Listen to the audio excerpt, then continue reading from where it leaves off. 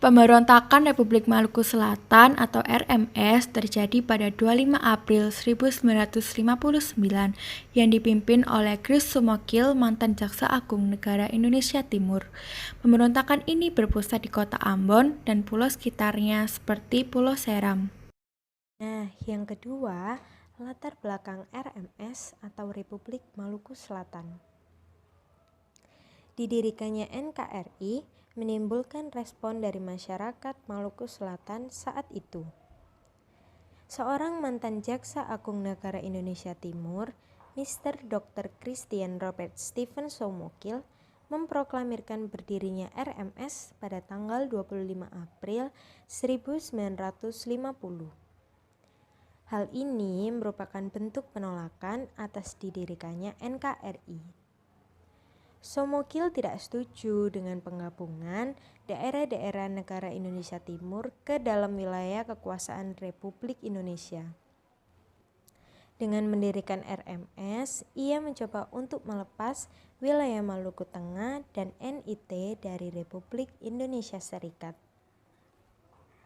Berdirinya Republik Maluku Selatan ini langsung menimbulkan respon pemerintah yang merasa kehadiran RMS akan menjadi ancaman bagi keutuhan Republik Indonesia Serikat. Maka dari itu, pemerintah langsung mengambil beberapa keputusan untuk langkah selanjutnya. Tindakan pemerintah yang pertama dilakukan adalah dengan menempuh jalan damai.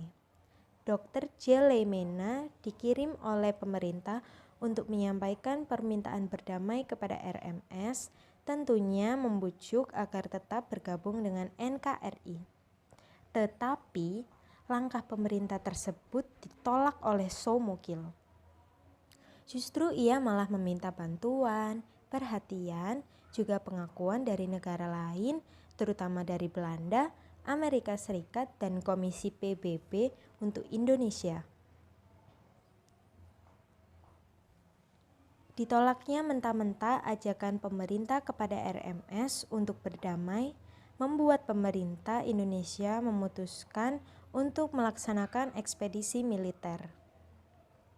Kolonel A.E. Kawilarang dipilih sebagai pemimpin dalam melaksanakan ekspedisi militer tersebut.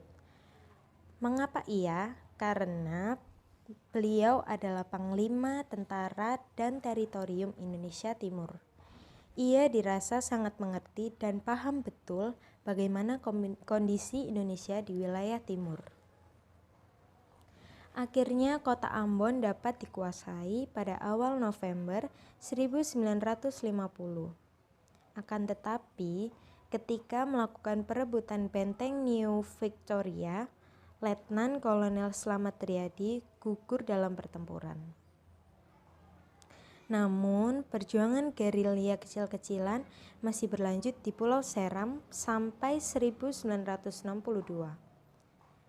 Setelah itu, pada tanggal 12 Desember 1963, Soumokil akhirnya dapat ditangkap dan kemudian dihadapkan pada Mahkamah Militer Luar Biasa di Jakarta. Berdasarkan keputusan itu, Soumokil dijatuhi hukuman mati. Nah, setelah RMS mengalami kekalahan di Ambon, serta Soumokil yang telah dijatuhi hukuman mati, akhirnya pemerintah RMS mulai mengungsi dari pulau-pulau yang ditempati sebelumnya dan membuat pemerintah dalam pengasingan di Belanda. Sebanyak 12.000 tentara Maluku bersama keluarganya berangkat ke Belanda setahun setelahnya. Dan pada akhirnya, pemberontakan RMS berhasil dihentikan oleh pemerintah Indonesia. Tahukah kalian bahwa orang-orang dan generasi penerus RMS sampai hari ini masih berada di Belanda? Pada bulan April 2010, John Wycliffe menjadi presiden kelima RMS. Ia merupakan presiden pertama yang berasal dari generasi kedua suku Maluku di Belanda. Yang ketiga yaitu tujuan, tokoh-tokoh, serta hukuman yang diberikan. Pemberontakan ini didalangi oleh Soumokil, mantan seorang jaksa agung yang bermaksud untuk melepaskan wilayah Maluku dari NKRI. Sebelum memproklamirkan RMS, Gubernur 9 Serangkai yang memiliki anggota pasukan KNIL dan Partai Timur Besar terlebih dahulu melakukan berbagai propaganda. Yang mana ini dilakukan agar wilayah Maluku bisa terlepas dari wilayah NKRI. Di sisi lain, Somokil telah berhasil meyakinkan masyarakat dan membentuk kekuatan di daerah Maluku Tengah.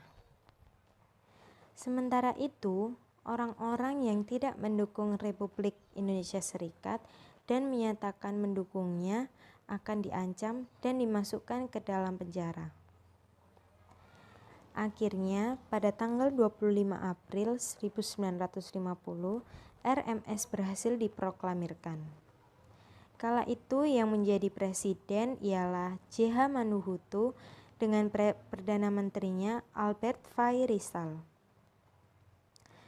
Sementara pada tanggal 27 April 1950, Dr. J.P. Nikijulu diangkat menjadi wakil presiden dari RMS untuk wilayah di luar negeri dan berkedudukan di Den Haag, Belanda. Pada tanggal 3 Mei 1950, Somokil menggantikan Manuhutu sebagai presiden RMS.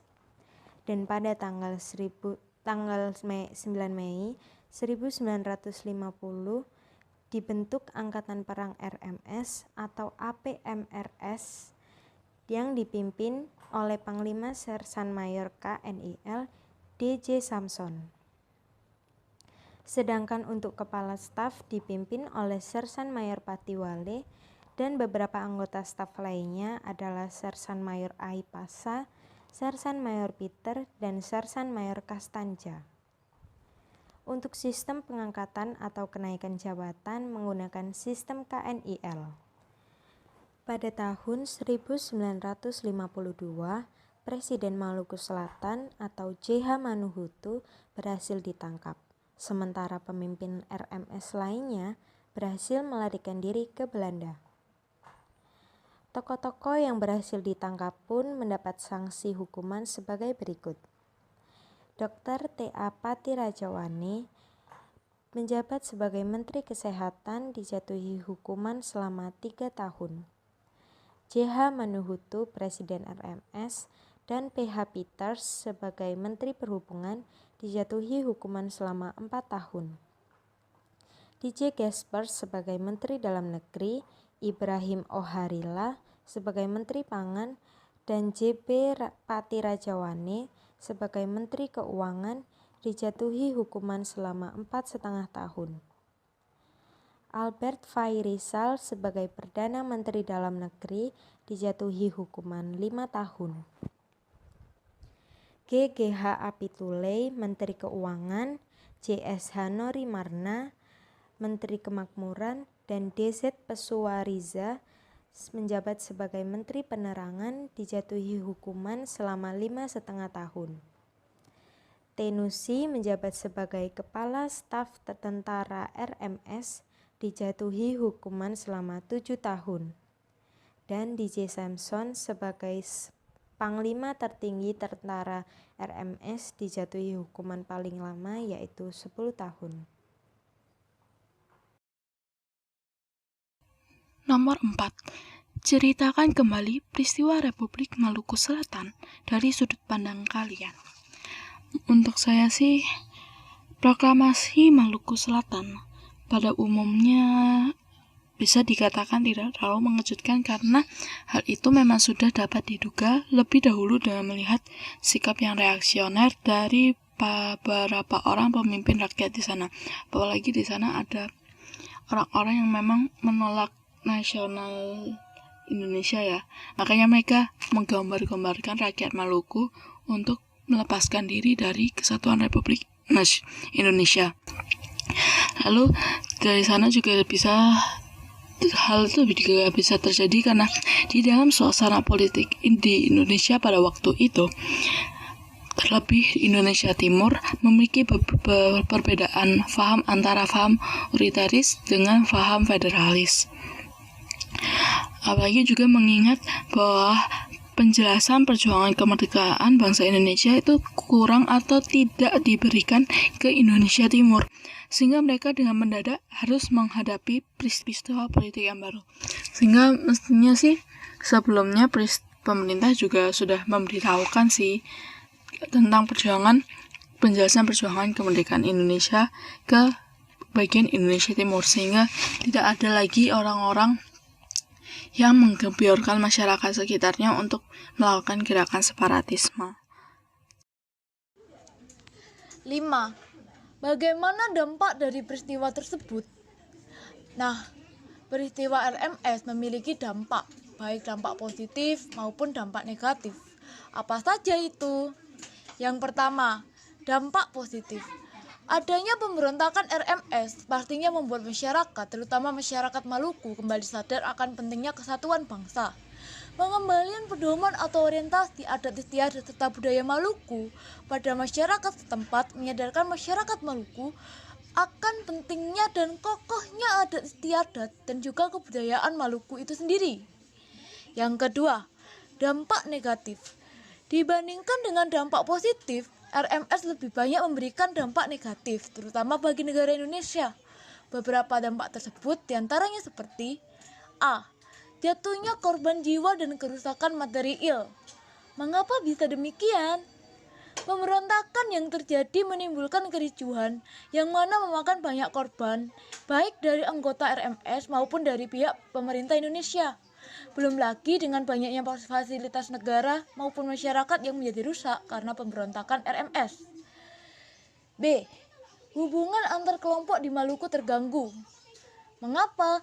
Sebab RMS membuat masyarakat bingung akan status kewarganegaraan mereka, sehingga hubungan antar anggota masyarakat terganggu. C.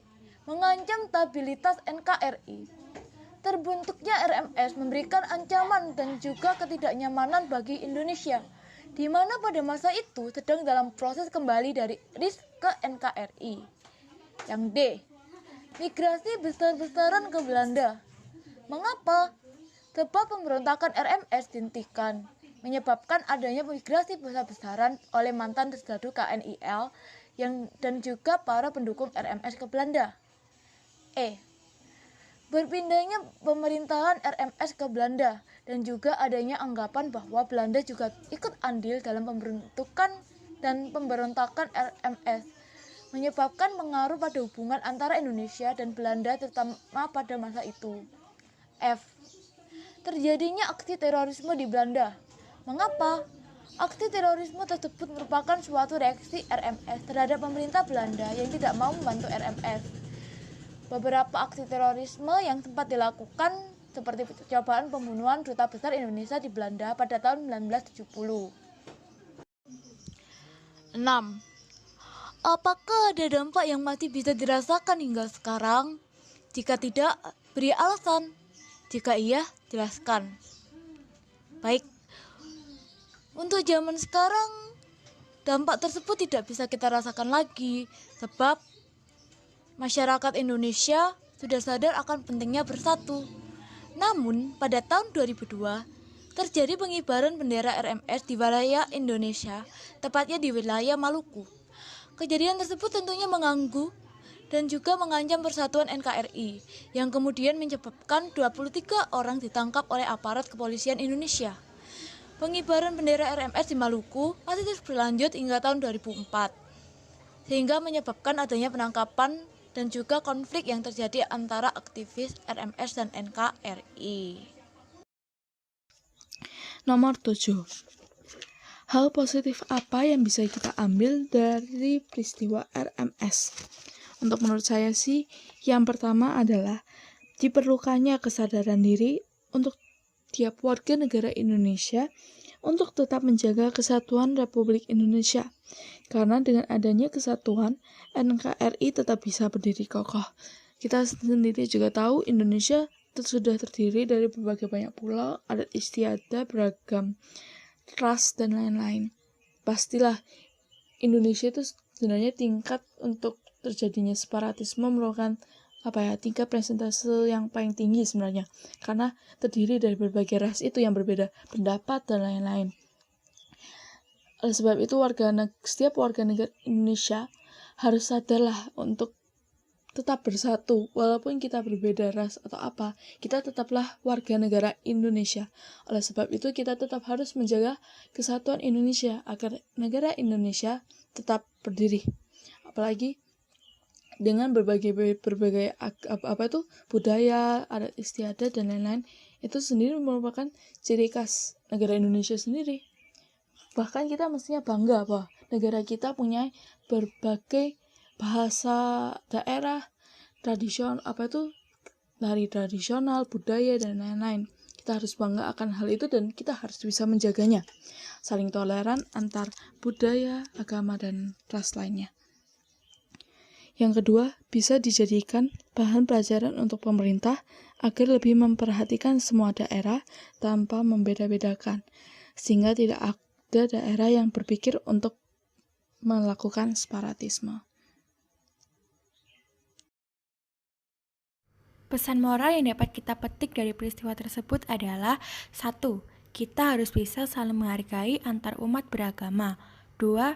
Kita harus bisa saling menghargai pendapat orang lain. 3. Kita tidak boleh terlalu mementingkan kepentingan pribadi atau golongan. Dari peristiwa ini, kita sebagai generasi penerus bangsa bisa belajar bahwa perpecahan yang tidak dikelola dengan baik memiliki daya rusak yang membahayakan persatuan kesatuan bangsa, khususnya pada keberlangsungan suatu sistem pemerintahan.